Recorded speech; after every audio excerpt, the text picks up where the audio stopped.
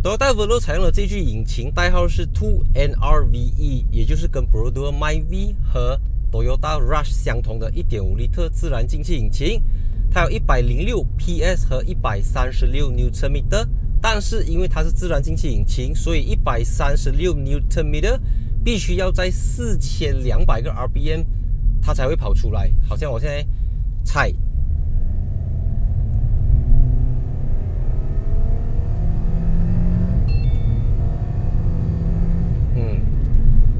你必须时时刻刻处于3000到4000转，才可以得到你想要的动力啊！可能你要搁车，可能你要出多，你要出路口，你必须要等。而且这个 DCVT 啊，它的好处是它让车子多了驾驶模式，像它有 Power Mode， 油门反应更加的积极，这辆车子更加的有力，还有 Eco Mode 更加的省油。但好像我们现在稍微要爬一点坡，我们来踩油 Power Mode。Toyota Veloz 是 Toyota Malaysia 旗下最便宜的 MPV 车型。MPV stands for Multi-Purpose Vehicle， 一般指的是3排式的7人座车型。在 Veloz 之上还有 Toyota Innova、Toyota Wildfire 和 Toyota Alphard。从 Veloz、Innova 和 Wildfire 你就可以知道，这3款车虽然都是 Toyota 的 MPV， 但它们有着截然不同的定位和截然不同的个性。Wildfire 和 Alphard 是一个 Premium Luxury 的 MPV。那Toyota Innova 就是一个基于 Hilux 平台打造的中型 MPV， 就讲求的是比较粗用、比较耐用。而这个 Veloz 呢，你知我知，它就是跟最新的 Perodua Alza 一样，都是基于 Daihatsu 的 DNGA 平台打造。所以呢，我今天这集不打算再跟你说它跟 Alza 有什么分别，因为它的售价是从95000块、95000起，比 Alza 贵了大概2万块。因为我在上一支介绍 Veloz 的影片，我已经告诉你这2万块到底贵了些什么东西。所以今天这集就是讲给那些已经准备要买 Veloz 的人来听。所以你已经不考虑，你完全不考虑 Perodua Alza， 我们就来看看一下，就单纯是以一辆 Toyota MPV 的角度来出发。影片开始之前，记得订阅 follow 我的 Instagram account，subscribe YouTube 频道。Let's go！ 猜猜看 Veloz 的 engine 盖有没有 gas lift 油压杆？答案是没有，就连 Lexus LM 都没有油压杆。What do you expect？ 这个 Toyota Veloz 采用的是 1.5 升自然进气引擎，搭配 CVT 无段式变速箱，与106 PS 和138 Nm。我觉得比较不好看的就是它的引擎盖这边是没有一个 plastic cover 的，就不像这个 Toyota Vios 这样子 ，OK，Vios 有一个白色的盖，就看起来比较高级。虽然这个 gas lift 也好 ，engine 的 plastic cover 也好，不是什么重点啦，因为它不会影响车子的性能等等，只是在使用起来就给你一个定位上的差异，就会让你感觉它就是以节省成本作为一个主轴。Toyota Veloz 的车身轴距是2750 mm。如果你熟悉车子轴距的话，你就知道2750其实已经是 C segment 的轴距，但因为它是基于 DNGA-B 的 B segment 平台打造，所以它在宽度方面等等，它还是属于一个 B segment 的 MPV。那一般上 MPV 最大的好处就是它有 sliding door。可是它没有，它用的一样是传统的车门，我觉得这个有一点可惜，因为马来西亚市场就是缺少 Toyota Sienna 和 Honda Freed 这种小型，然后有 sliding door 的 MPV， 那它这个地方就，我只是可以讲有点可惜啦，因为对于一个家庭人士要装 car seat 来讲，有一个 sliding door 还是比较像 MPV 的。然后它的车身离地间隙是190 mm， 比 Alza 高了30个 mm， 也就让到它比较能够轻度非常轻度的越野。再来它的轮胎尺寸是17寸，也就是比这个国产的 Alza 大了1寸。然后它的尺寸是20550 R17。这年头贯穿式 LED 车尾灯早已经不是什么稀奇古怪的事情。Honda HR-V 贯穿式 LED 车尾灯， Toyota Harrier 贯穿式 LED 车尾灯， Mercedes EQ 全部都是贯穿式 LED 车尾灯，奥迪贯穿式 LED 车尾灯， Porsche Taycan 贯穿式 LED 车尾灯， Veloz 当然也不例外。说贯穿式 LED 车尾灯就是它跟 Alza 最大的区别，因为 Alza 是独立式的 LED 车尾灯，它就贯穿式，中间Toyota的 logo， 下面有 Veloz 的名牌，所以车尾的话，我觉得它肯定是比 Toyota， 它肯定是比 Perodua Alza 还要来的好看。那至于车尾门的部分呢，没有这个 electric 的 tailgate， 就是没有电动尾门，也没有什么足部感应的。因为回到我前面讲的，节省成本才是它最大的一个重点。而它在95千可以给到你3排式座椅，而且后面这个位置也不小。很多时候，人家买3排式的车子，未必是因为他们需要用到第3排座椅，而是因为通常这种3排式座椅呢，中间第2排它是能够有 sliding 前后滑动的功能。打个比方，我现在放着2个 baby car seat， 所以当你放着 baby car seat 的时候，有时候小孩子他们不需要这么多的 leg room， 你就可以把这个椅子往前推，让到第3排或者是行李箱空间有更大的这个灵活性，有更大的空间。你不要你要推去后面，包括这个也是可以这样子推的。那关于这个东西呢，我还是要欢迎大家看回去之前的 Brodeur Alza 的影片，因为我已经有把老板娘放在中间，把2个孩子放在这边，你可以透过那些影片看到这个 Toyota Veloz 或者 Brodeur 这个 Toyota Veloz 或者Brodeur Alza 到底有多灵活啦，所以我们现在就跑去前面看一看。在我开始讲下去之前，我要提醒大家 ，Toyota Veloz 它有 telescopic 的功能，就你的方向盘除了上跟下之外，你可以推进去、拔出来、推进去、拔出来、推进去、拔出来、推进去、拔出来。这个东西是 Alza 没有的，这个也不是你可以随随便便在后面去添加的东西。当然是这一点，我还不要讲其他东西，它就完胜 Brodeur Alza， 也完胜很多没有这个功能的车子。有一点够 ，start 车。OK， 所以与其讲一讲它什么荧幕多少寸啊，它的这个电子仪表板啊、button 啊等等，我们来讲一讲阶级这件事情啊。通常这种大集团底下都会有很明显的阶级之分。如果在 Volkswagen 集团的话 ，Volkswagen、Audi、Porsche、Bentley、Bugatti， OK， 很明显的一个阶级，就是在 Volkswagen 最好的东西可以在普通的奥迪车款看到。在普通奥迪车款看到的东西，你肯定能够在 Bentley 的车款里面看到。当然，在最顶级的奥迪车款，你也是会看到有一些 Bentley 的东西。那我来到 Toyota 呢？大家知道 Toyota 集团底下有Daihatsu、Toyota 还有 Lexus， 就是亲民价位、中价位跟高价位的车子。所以在打个比方，像我之前介绍 RAV4 的时候，我有说过嘛 ，RAV4、Harrier 和 Lexus NX 都是基于同样一个平台、同样一个格局所打造的。所以当 Toyota 集团在设计车子的时候，它就会有一个很明显的定位。RAV4 的东西不能够比 Harrier 高级 ，Harrier 的东西不能够比 NX 高级，它是壁垒分明，非常的清晰的。那可是我们讲到这个 Toyota Veloz 啊，它的情况就不一样了，因为是没有一款 Lexus Veloz 的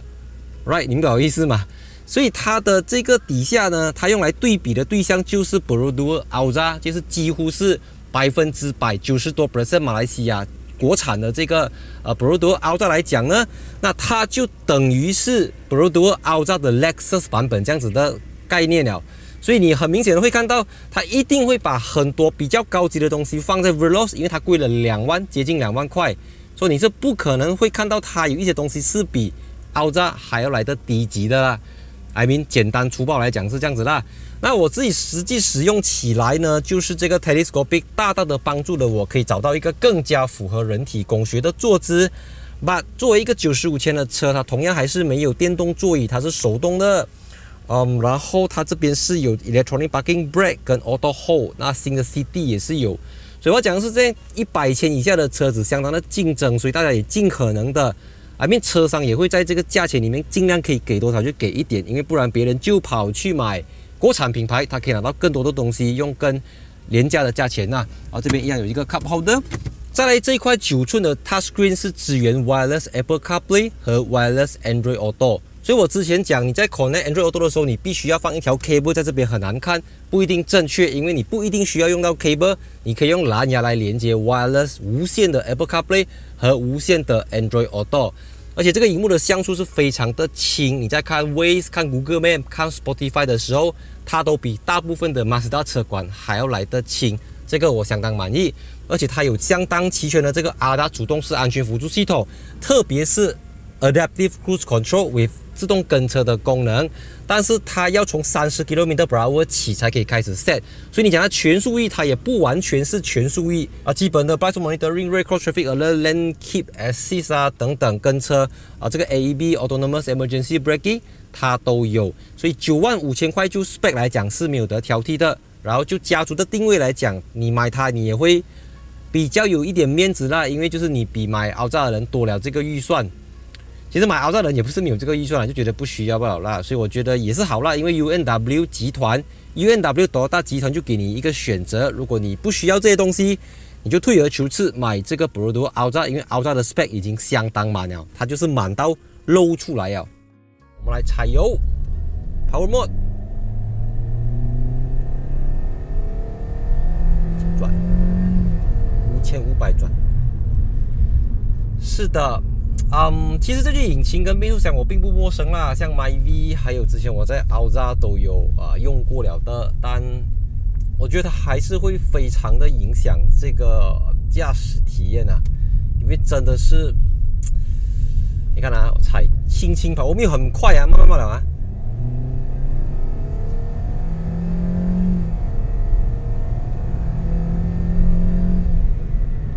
很高亢那个声音，好像你不忍心，你觉得很残忍啊！你看，够了，可以了，不要了，可以了，OK， 就是这种感觉了。OK， 你觉得你不忍心去摧残它，去折磨它，去虐待它，所以你开这辆车子，所以我经常都会讲，车子有时候它不单是车子，不单是牌子，有时候它是车主的消费习惯的一种反应，它也会影响到车主本身。所以你在 Turbo 的车的人，你就会开始等那个 kick 来，等那个timing来。你在 NA 车的人，你在塞车的时候，你就会比较写意。但你在这种有一点 underpower 的车，久而久之，你就不是很想要踩油门，你就给它顺去，也不用 Power Mode 啦 ，OK， 这是 Eco Mode。安安静静顺去，你要多少就踩多少，踩一点点上坡不用踩的，不用急的踩，一点点可以。少干 as long as 它可以往前走就可以了。它很稳，因为已经从16寸 I mean 从Alza的16寸升级到17寸，所以205的宽度对于这个轴距的车来讲是刚刚好，不多不少。但因为这个是新的 DNGA B 平台嘛，所以它的刚性等等是有提升的。但你会觉得自己在开着一个长尾 long wheelbase 的 Toyota Vios， 所以虽然它已经变成17寸 corner 很稳，但是因为车子长啊，而且它长到了这个比例不是这么顺，就会让你有一点拖泥带水的感觉。当然我相信买这辆车的人，他们注重的是 spec 安全系统它的灵活性，第二排第三排，而不是在于它的动力。就好像买 Jimny 的人根本不 care 啊，到底是1000cc 1.2 liter 还是 0.7 turbo， 不重要，因为它是一辆 Jimny， 你很清楚知道我买 Jimny 我不是要它有200个 horsepower 300个 horsepower， 我买一辆 Jimny 我就是要一辆 Jimny， 就好像我买 Toyota Sienna 我要那个 sliding door， 我买 Honda Freed 我要那个侧滑门，我就是要那个东西，车慢一点无所谓，100匹 OK， 106匹 OK， 99匹我也不在乎。但这辆车子因为他们始终还是把造型设计到非常的 sporty， 好像一个 sport SUV 这样子，车头尖尖，车尾尖尖，贯穿式 LED 车尾灯，那个 rim 又这么帅气，你就会觉得它应该要能够跑，不要求很多，但至少要像 Vios 这样能够跑。但因为它的车重是1185公斤，1185公斤，也就是比采用相同引擎、动力数据差不多的 Perodua MyV 重了160个 kilogram，160公斤。你知道在汽车世界里面啊，100公斤已经是很多，你必须要用，有时候你要用更多的马力，多10匹、多50匹、多100匹来 cover 掉你比人家重100公斤、200公斤的这个负担。但是你讲过弯，稳，真的是稳，比起国产兄弟来讲，它稳很多。它稳并不代表它好，懂我意思吗？就是你会觉得它的这个稳定是靠它的205大压所带来的稳定，而不是说它的悬挂系统真的有多么刚性，真的有多么从容，多么淡定，没有，它还是一个。而且有时候我们讲出 corner 最重要是油门的速度啊，可是它补不到啊。就是说，当你在出弯的时候，你必须要顺嘛，就是你要踩着油出的时候，没有，它没有这个东西啦，就是它，我也不能够用美中不足啦，美中不足就是它美，可是它不足什么？可是它又没有到这么美。你看 corner。OK 的，我现在时速是76、80，你看这样摆，以95000块来讲，我现在做的这个动作绝对值回票价。但我现在一个人驾车啊，记得啊，如果后面载小孩子、载老婆、载老人家，你就不能够这个速度这样子来过了。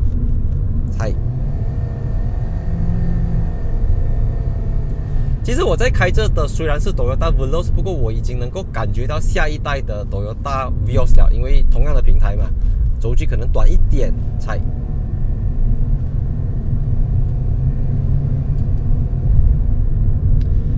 有些人可能会 argue 说车子啊，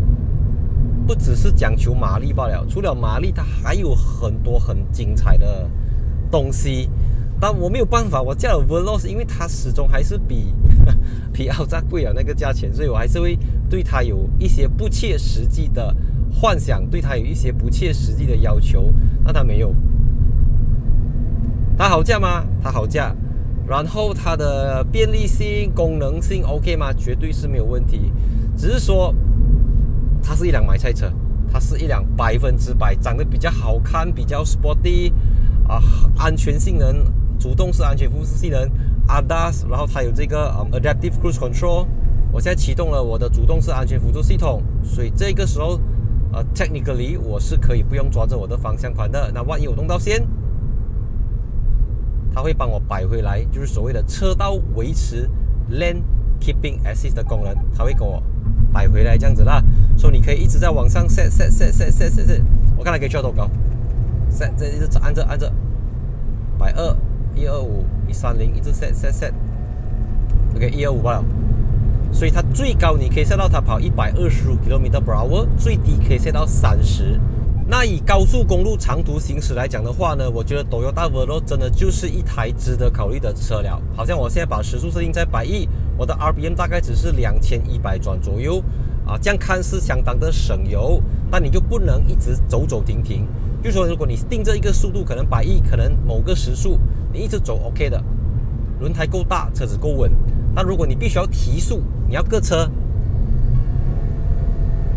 你就要相当的有耐心，相当的着急。就你待在那种 slow vehicle 的后面的时间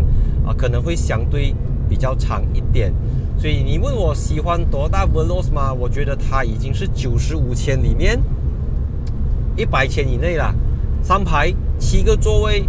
有这么稳定、相对可靠的引擎跟变速箱，因为怎样讲都是所谓万年不坏的 Toyota 的引擎，所以你可能得不到你要的动力，不过你可以得到你要的耐用性，甚至有些人在意二手价等等来讲，它绝对能够满足到你。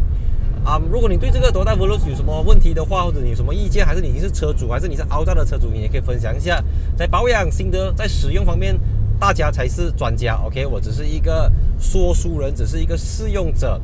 所以喜欢影片记得分享、按赞、订阅、follow Instagram， 然后来一下 Facebook Page。虽然我到1个 million 的 subscriber 几乎是 impossible 啦 ，but we try 啦 ，we try 看可以走到多远啦。OK， 按看。OK， 我现在要割掉这个车，跑去我要出去的 lane。OK go，OK brake。OK， 有2迈币来。OK， 我不能过。OK， 割掉它，补一点速度，补。OK， 补到了。看啦，我现在 set ACC unavailable， 我 set 不到。全速域的这个时候你也 set 得到的可能是0还是什么 set 不到。ACC unavailable。OK， ，OK， 所以不要再跟我 argue 它是全速域了啦。And cut again cut。